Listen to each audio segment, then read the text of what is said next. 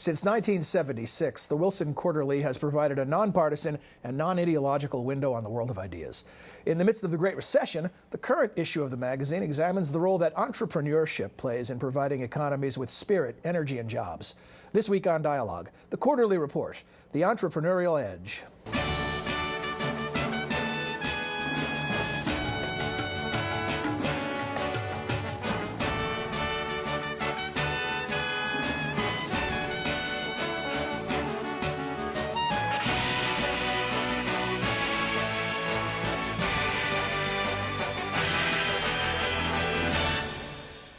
Hello again, and welcome to the Woodrow Wilson International Center for Scholars in Washington, D.C. I'm John Milewski. Each week, Dialogue explores the world of ideas and issues in international affairs, history, and culture. Our guests today are Steve Lagerfeld, the editor of the Wilson Center's flagship publication, the Wilson Quarterly. We're also joined by one of the contributors to the current issue, Yasheng Huang. Yasheng is professor of international management and holds an International Program Professorship in Chinese economy and business at MIT's Sloan School of Management. Gentlemen, welcome to Dialogue. John, thanks for having us. Show our viewers, this is the current issue. You see the cover story, the Entrepreneurial Edge, with the tantalizing tagline, "Can America keep it?" And we'll explore some of that. And perhaps not only America, but of course that's one of our key reasons. John, this came about, this issue, this cover story, in one of those scrambles for desperation that one has. In probably February, we try to bring scholarly work to bear on topical questions. And scholarly work and topical questions don't necessarily move at the same speed. So there I was, desperately searching for a topic, and reading the New York Times in the depths of winter. I read a story about some young guys starting up an enterprise in the Detroit inner city. And I'm reading the story and I'm thinking, this is really what is, number one, on the public mind, or will be on the public mind. But number two, what's really is essential about our economy is that big companies, big changes get lots of headlines, and if GE lays off or hires 5,000 people, it's in the news. But the real action in our economy, and most others, takes place at a much more granular level. And there's a lot of scholarship about that, and that's what led us to try this issue. And in your editor's comments, you make a comment that this is an issue that, while it's tied to the economy, transcends economics. And you suspect that most entrepreneurs, or many entrepreneurs, don't really get into it for the money. It's just they're driven to do these things. Well, I think I can't speak for most entrepreneurs, really. Well, you had a very personal perspective on this. I did have a very personal perspective because my father was a small businessman and an entrepreneur who had his hands in many things. And of course, I knew many such people as I was growing up. You know, I think it's true. The money, it's always said, guys who have billions of dollars will say that, well, it's not really about the money, and we all say that's ridiculous. Well, probably for a fair number of people it is about the money, but or a lot about the money, and nobody doesn't like money. But in America especially, I think entrepreneurship is seen as a creative activity, a way to express oneself, and to build something, to make something. It's something that we all want in our lives, I think.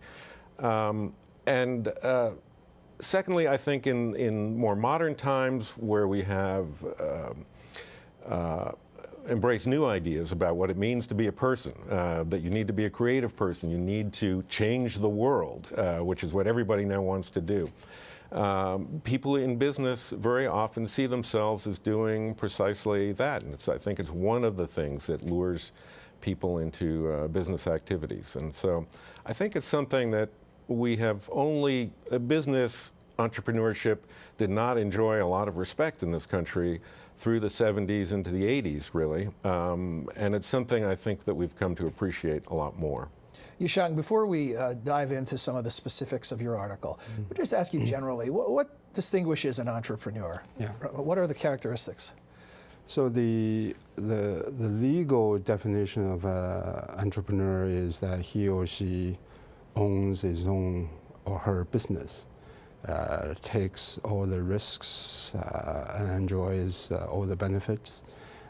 He or she doesn't work for somebody else, so that's the legal definition. But we also have behavior definitions, more risk-taking, more better at exploiting opportunities that established companies don't quite see, and very creative, innovative. For example, there's a study that of all the most important inventions in the 20th century, 50% of them were accounted for by really entrepreneurial businesses rather than by established companies. So I think there ought to be a lot of emphasis on entrepreneurial development in America, in China, in Russia, everywhere. From what both of you describe, it sounds as if we make a mistake in the way we look at economies, where we think top down. We think of the captains of industry and the big names, a Bill Gates type person, and the Fortune 500 companies. But what you're describing is something that percolates up from the bottom. Well, but remember, Bill Gates himself was an entrepreneur. At one point. Yes, right. At one point. So I think there's nothing wrong with looking at Bill Gates and established companies, but it is wrong to make the inference that it's the only established companies that drive economic growth and business development. Well, the established companies were, at one point, entrepreneurial businesses. So I think for government, for people in the media, academia, we ought to be more concerned about the process whereby an entrepreneur builds his or her business, and rather than concerned about the end result, right? Established companies, and this is a mistake made by many policymakers, economists, and scholars, because they only look at the end result. They don't look at the process. One of the things, I mean, I learn a lot every time I read an issue, Steve, I should tell you. But in one of the other articles... God bless you if you actually read a whole issue. I read 90%, I will say that. Here was a figure that I was stunned to read, that the importance of entrepreneurship and job creation. One of the other articles says that between 1980 and 2005 in the United States, virtually all new jobs created were created through entrepreneurship, not through established companies. That for established companies, it's essentially a wash. They lost as many jobs as they gained. That's a stunning figure. Yeah. Is that the case globally? Is the United States unique in that regard? No, U.S. is actually normal globally, unless government restricts entrepreneurship. Entrepreneurship is always the source of job creation and source of innovation.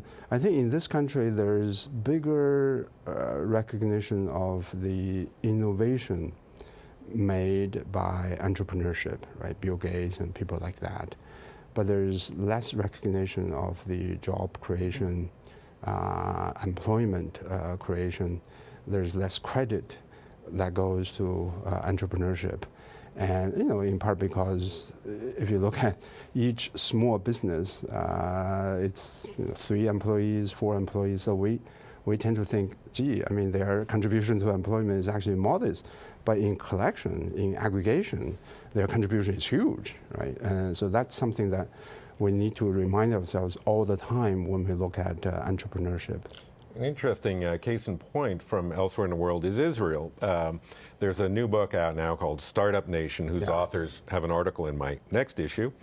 But Israel is a country with obviously its share of challenges, but it is an intensely innovative economy that produces many entrepreneurial ventures, all kinds of startups, contributes all sorts of technology that we use every day. Starting from very small firms. And one of the most interesting things about the Israeli story is that through all the ructions in the global economy of the last several years, Israel has not exactly floated above it, but is one of the top performers and has continued to have a very healthy economy because of this continuing entrepreneurial activity that they have. What we've been discussing raises, from the governance perspective, a question about, in a time of economic stimulus packages of record amounts, Are government policies doing the right things in regards to entrepreneurship? Is the focus in the right place as we look to stimulate the world's economy, the United States economy, the situation in China? What's your thought? Well, I think there's more emphasis now on training, community college training, and helping small businesses. And so the language, I think, is there. I think there is political... Are the resources there along with the language? Well, I think the resources are available. If you look at the loans guaranteed by the Small Business Administration, the loans are beginning to recover to the period before the financial crisis. So that's a very good sign. And I think the U.S., and this is one of the points I made in my article, U.S. has a lot of experiences, a lot of valuable insights into how to create successful entrepreneurial businesses. One of the mechanisms is the Small Business Administration. They guarantee or provide partial guarantees to the loans made to the small businesses. And this is exactly the opposite from what lots of other countries are doing, which are to guarantee the loans to the big businesses. And I think this is an area where U.S. can take the lead and then can really take some pride in talking about its lessons and experiences to other countries. Does entrepreneurship require government? Yes, I think very much. It's not just leave it to the free market? No, I think to tout the virtues and the values of entrepreneurship is not to say the government is irrelevant. The Small Business Administration Loan Guarantee Program is one example. The other example has to do with the support for research and development, resources that go to institutions like MIT. There's a study of MIT graduates, faculty, MIT-sponsored entrepreneurial businesses. The study concludes that there were something like 2,500 firms created by MIT. The sales value total is something like $2 trillion US. And some of that came from the federal support for science and technology programs at MIT. And so definitely the government has a vital role to play in this. Steve, when you focus on an issue like entrepreneurship and you go fishing around to find out what's out there, are you finding that this is a fertile field? Are there lots of people out there writing about this, talking about this, researching this? Well, it's there are a lot of people, but it's a fairly thin field in the sense that there's a lot of people covering fairly familiar aspects of it. I found in the sort of area of trying to gain a historical understanding of where we in America are and where we came from and how our entrepreneurial culture developed, a real thinness. And so I was very happy to have in this issue an article by Meg Graham of McGill University. She has a wonderful, long, involved, but very unique piece that traces the development of this in the United States and actually links it in part to actions of the government. She's not suggesting that the government makes entrepreneurship happen, but that in fact its policies are really important in various ways. One of the things that she points to is simply the role of government-sponsored research, both in national labs but at places like MIT.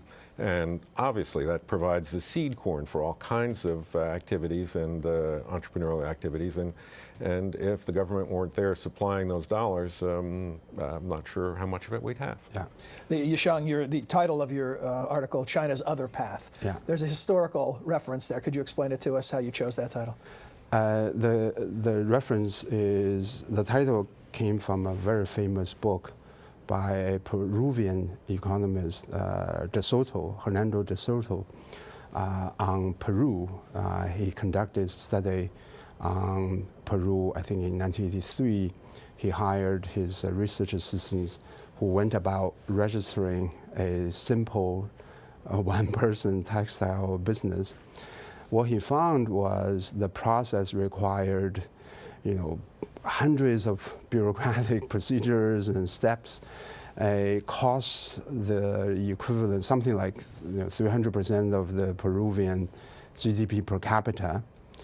And he was the first person who highlighted the difficulties of doing simple entrepreneurial activities in a developing country, and how that handicapped economic development in Latin America as well as in other countries. So I was very much inspired by De Soto's work, and used the reference to refer to my own research on China.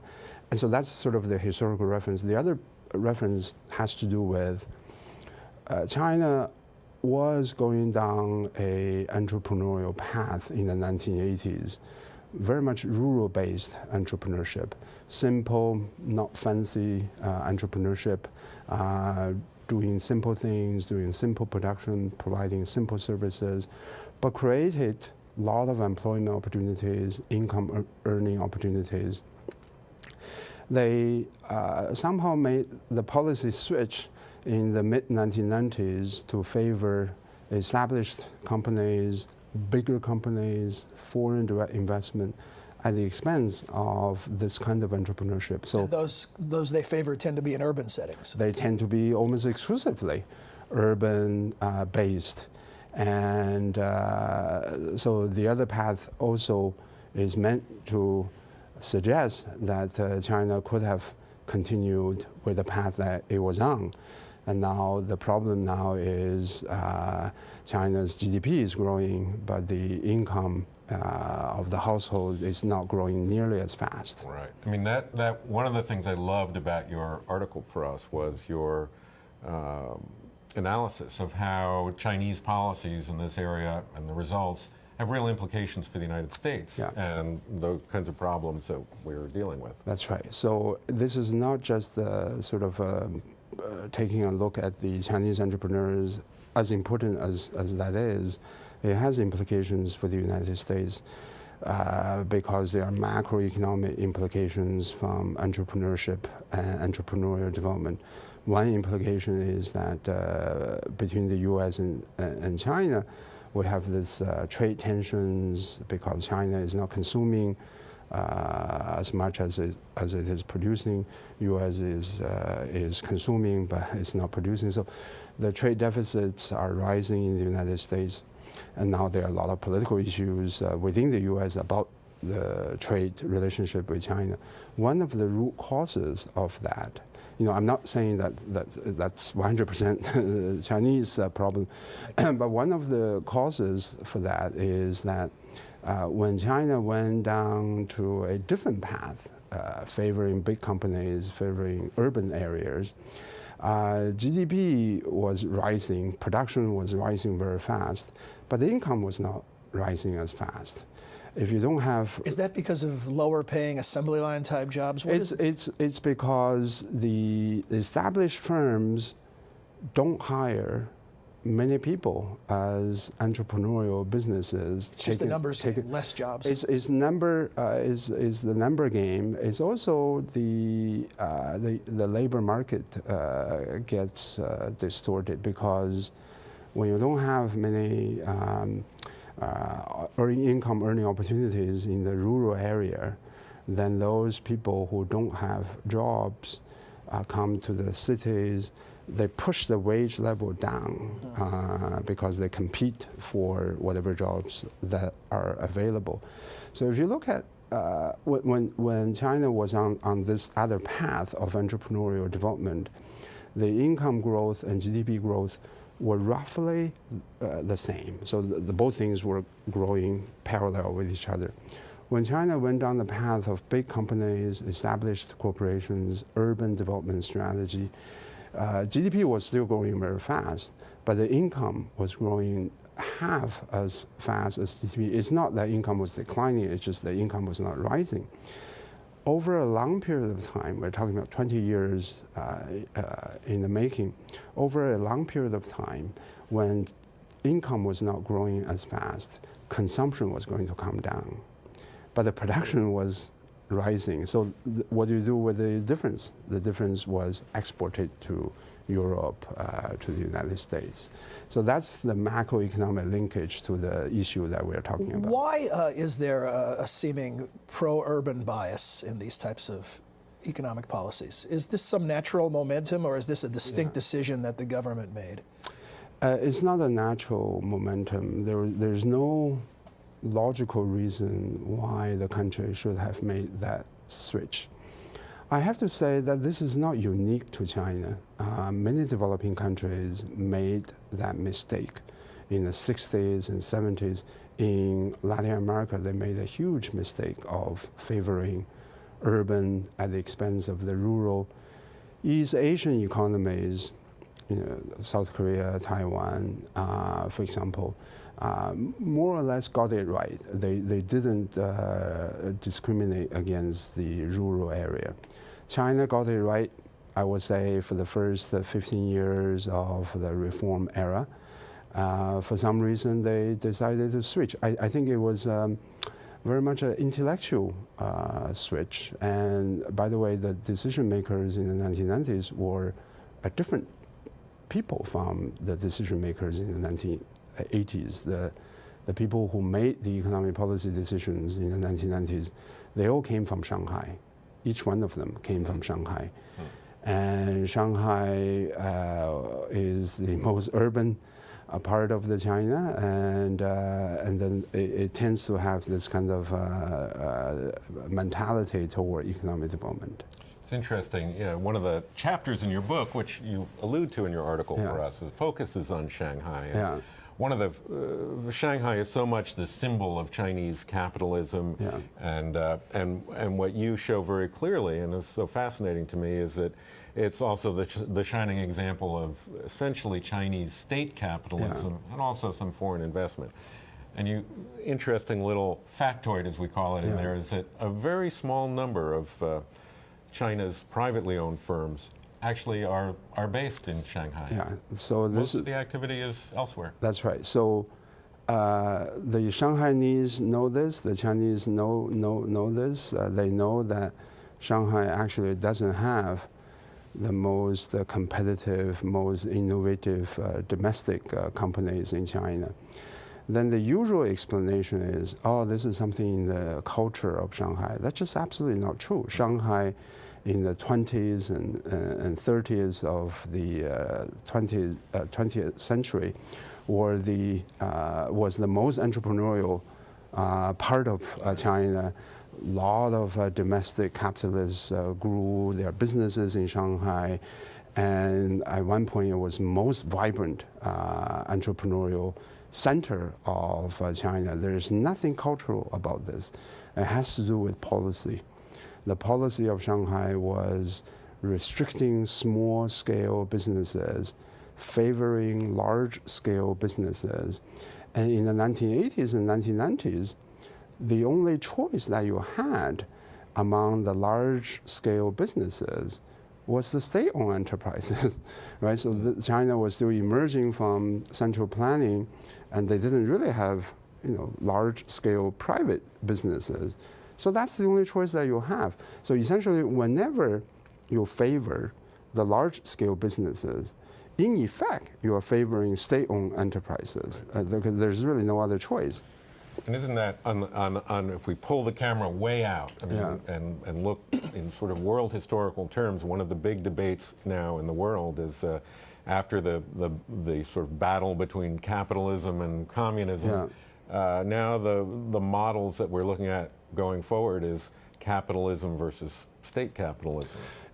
I think that's going to be the next ideological battleground, basically between maybe market-based capitalism. Laissez-faire capitalism now has a bad name, but let me put it as a market-based capitalism and state capitalism.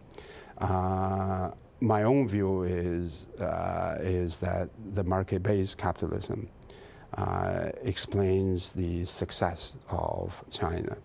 State capitalism such as the style of Shanghai, in the style of Shanghai, is actually not the right way to go. And in fact, state capitalism was not invented by the Chinese. State capitalism was practiced by Brazil, by India in the 60s and 70s, and they all failed. So it's not the case that, oh, somehow we have this new form of capitalism. And it's just not true. I mean, historically, there were cases of state capitalism, they didn't succeed. Steve, time very short, but before we leave this here, and we have to, there's so much more to talk about, just give us a preview of the next issue. What are we going to be saying? In the next issue, well, as I alluded to earlier, we have Israel in focus, inside Israel. Israel is a country, everybody talks about Israel and the Palestinians, Israel and the Arabs, Israel and the United States. We wanted to look just at Israel. So we have 4 very interesting pieces on that subject. And you chose the subject matter before we had the flotilla encounter. Not only that, John, but I also chose a piece on Turkey separately that was just coincidental. But it's a good issue. Gentlemen, thanks for joining us. Yasheng, terrific piece of work. Here's the issue. Highly recommend it. If you have any interest in the economy and entrepreneurship, lots to be learned right here.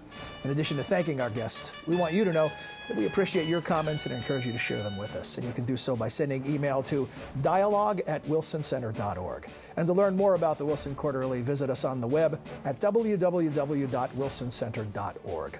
We'll return next week with another edition of Dialogue. Until then, for all of us at the Wilson Center, I'm John Milewski. Thanks for joining us. Dialogue is a co-production of the Woodrow Wilson International Center for Scholars and MHz Networks. Dialogue is available via broadcast, cable, satellite, and telco on MHz Worldview throughout the United States. To see how to watch where you live, visit www.mhznetworks.org. Once again, we thank you for watching Dialogue. In addition to watching, please consider sending us your ideas, suggestions, criticisms, and compliments. There are several ways you can reach us. You can send email to dialogue@wilsoncenter.org. You can also join the Dialogue Facebook page. Search for Dialogue Television and Radio. Additionally, you can follow me on Twitter. That account is @John Milewski. Thanks again. We hope to hear from you soon.